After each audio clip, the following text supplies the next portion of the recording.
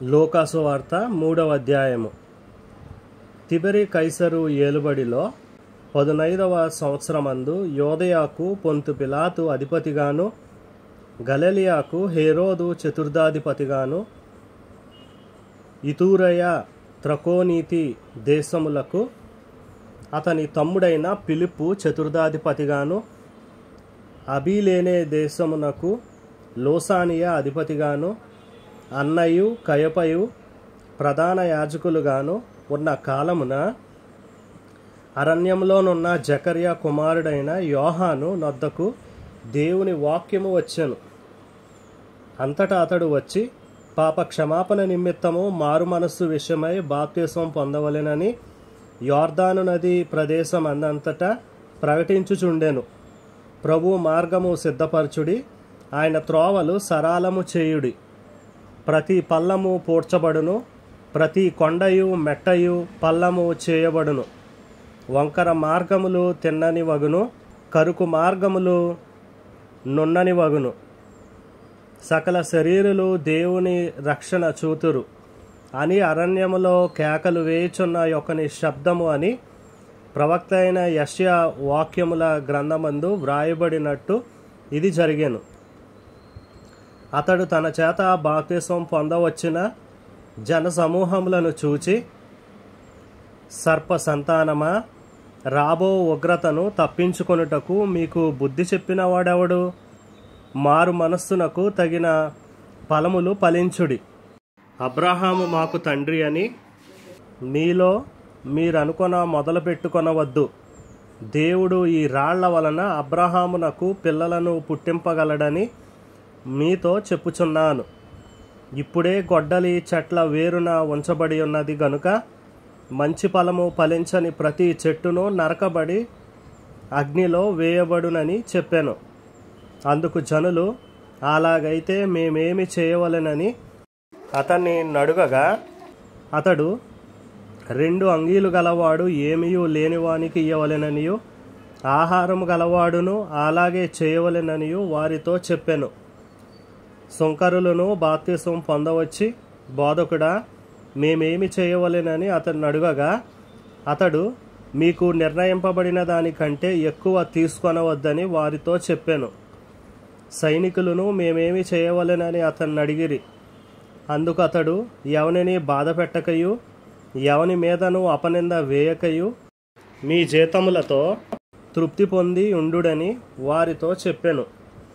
ప్రజలు కనిపెట్టుచు, ఇతడు క్రీస్తయి ఉండునేమో అని అందరూ యోహానును గూర్చి తమ హృదయములలో ఆలోచించుకొనుచుండగా, యోహాను, నేను నీళ్లలో మీకు బాప్తిస్మం ఇచ్చుచున్నాను, అయితే నాకంటే శక్తిమంతుడొకడు వచ్చుచున్నాడు.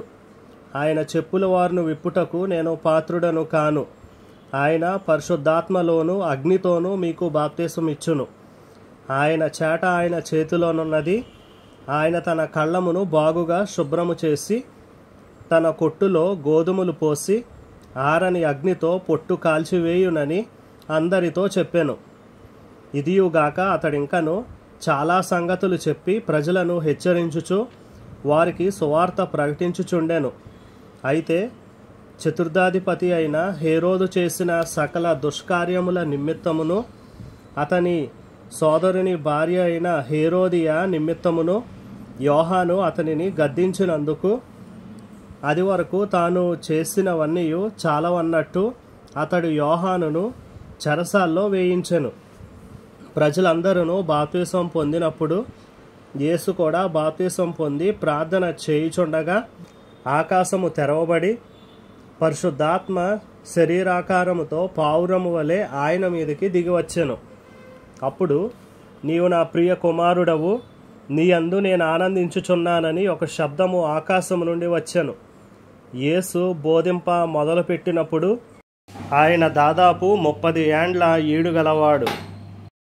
ఆయన యోసేపు కుమారుడని ఎంచబడెను.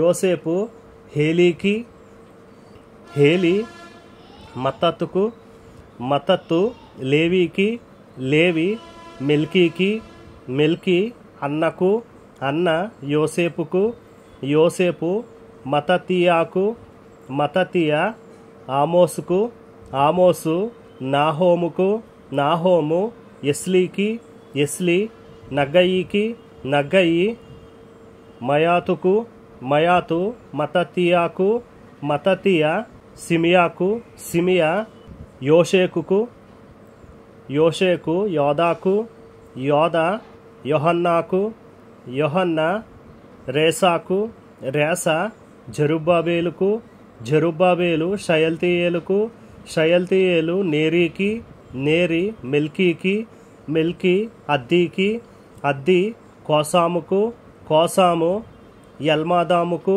ఎల్మాదాము ఏరుకు, ఏరు యెహోషువాకు, యెహోషువ ఎలియేజరుకు, ఎలియేజరు యోరీముకు, యోరీము మత్తతుకు, మత్తత్తు లేవీకి, లేవి షిమ్యోనుకు, షిమ్యోను యోదాకు, యోదా యోసేపుకు, యోసేపు యోనాముకు, యోనాము ఎల్యాకీముకు,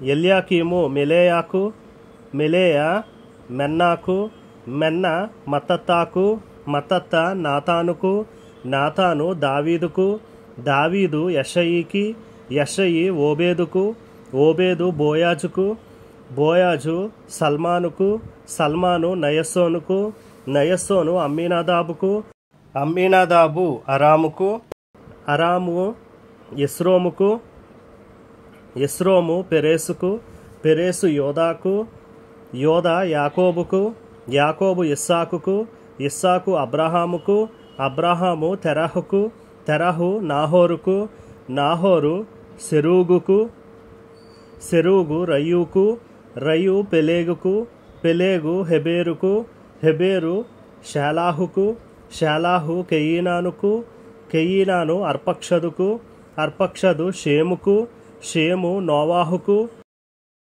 నోవాహు లెమేకుకు, లెమేకు మెతూషెలాకు, మెతూషెల హానోకుకు, హానోకు ఎరేదుకు, ఎరేదు మహలాలేలుకు, మహలాలేలు కెయీనానుకు, కెయీనాను ఏనోషుకు, ఏనోషు షేతుకు, షేతు ఆదాముకు, ఆదాము దేవునికి కుమారుడు.